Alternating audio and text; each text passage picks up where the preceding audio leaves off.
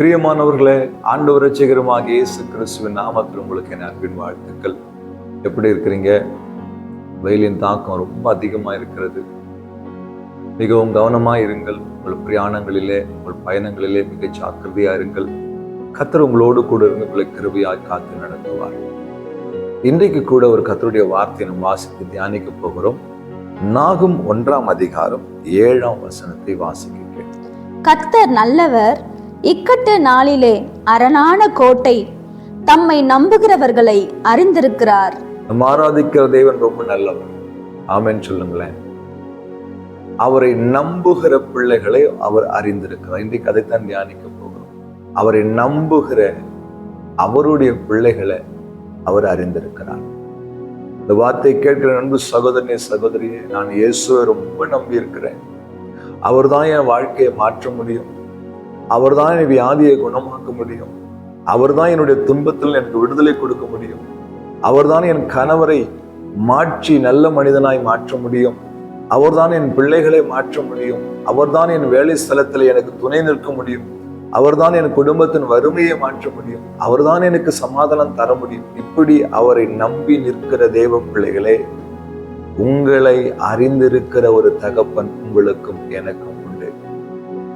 அவருக்கு தெரியும் யார் அவரை நம்புறாங்கன்னு அவருக்கு தெரியும். இன்றைக்கு உலகத்தை நம்பி ஓடுகிற ஜனங்கள் உண்டு. பணத்தையும் பொருளையும் நம்பி ஓடுகிற ஜனங்கள் உண்டு. தன்னுடைய பராக்கிரமத்தையும் பலத்தையும் நம்பி ஓடுகிற ஜனங்கள் உண்டு. புகழையும் பெருமையும் நம்பி ஓடுகிற ஜனங்கள் உண்டு. ஆனால் ஆண்டவராகிய இயேசு கிறிஸ்துவை நம்பி இருக்கிற பிள்ளைகள் யார் என்பது அவருக்கு தெரியும். நீங்க ஆண்டவரை நம்பி இருக்கிறீங்களா? அவரை மட்டுமே சார்ந்து நிற்கிறீங்களா? அவர் மேல மட்டுமே, அவர் வார்த்தையின் மேல மட்டுமே நம்பிக்கை வச்சு நீங்க காத்திருக்கிறீங்களா? ஆண்டவருக்கு உங்களுக்கு தெரியும் நீங்க யாருன்னு அவருக்கு தெரியும். உங்களுக்கு செய்ய வேண்டிய நன்மைகளை, உங்களுக்கு செய்ய வேண்டிய உதவிகளை, ஒத்தாசைகளை ஏசப்பா கண்டிப்பா செய்வார். நீங்க ஒருபோதும் கலங்காதீங்க. ஒருவேளை கண்ணீர் வடிச்சிட்டு இருக்கிறீங்களா? நான் ஆண்டவரை நம்பி இருக்கிறேன், ஆனா என் வாழ்க்கையில இருக்கிற பிரச்சனை இன்னும் மாறல, என் வாழ்க்கையில இருக்கிற போராட்டம் இன்னும் மாறல, இன்னும் என் கணவர் ரட்சிக்கப்படல, என் பிள்ளைகள் மாறல, என் வறுமை மாறல, என் சூழ்நிலை மாறல, கலங்குறீங்களா? இன்றைக்கு ஒரு அற்புதம் உங்களுக்கு. உங்களை அவர் அறிந்திருக்கிறார். உண்மையாகவே உங்கள் இருதயத்திலே இயேசுவை மாத்திரமே நீங்கள் நம்பி நிற்கிற பிள்ளைகளாக இருந்தால் இந்த வார்த்தை உங்களுக்குரியது. ஆண்டவர் உங்கள் வாழ்க்கையை மாற்றப் போகிறார்.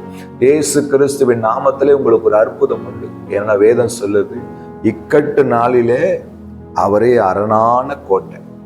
எப்படிப்பட்ட போராட்டம் வந்தாலும் ஒரு கோட்டை, அந்த கோட்டையை தாண்டி எந்த ஆயுதம் உங்களை தாக்க முடியாது. இயேசு உங்களுக்கு கோட்டையாய் நின்று பாதுகாத்துக் கொள்வார். உங்கள் நம்பிக்கையை அறிந்திருக்கிற தேவன். கலங்காதீங்க, தைரியமா இருங்க, சந்தோஷமா சொல்லுங்க, நான் இயேசுவை நம்பி இருக்கிறேன், நான் வெட்கப்பட்டு போவதில்லை. இன்னைக்கு உங்கள் வாழ்க்கை மாறப்போகுது. அவரை நம்பி இருக்கிறவர்கள் அவர் அறிந்திருக்கிறார். நம்ம ஜெபிக்கலாமா? கண்ண மூடி. அன்பும் இருக்குமில்ல நல்ல ஆண்டவரே, இந்த வார்த்தைக்காக ஸ்தோத்திரம் ஐயா. உண்மை நம்பி இருக்கிற பிள்ளைகளை நீங்க அறிஞ்சிருக்கிறேன்னு சொன்னீங்களே, உண்மை நம்பி நிற்கிற, என் கூட சேர்ந்து ஜெபிக்கிற ஒவ்வொரு பிள்ளையுடைய வாழ்க்கையிலும் இன்றைக்கு ஒரு அற்புதத்தை செய்யும். கண்ணீரை துடியும், கரம் பிடித்து நடத்தும் அரணான கோட்டையாயிருந்து காத்துக்கொள்ளும். இயேசு கிறிஸ்துவின் நாமத்தில் பிதாவே, ஆமென். ஹல்லேலூயா. God bless you.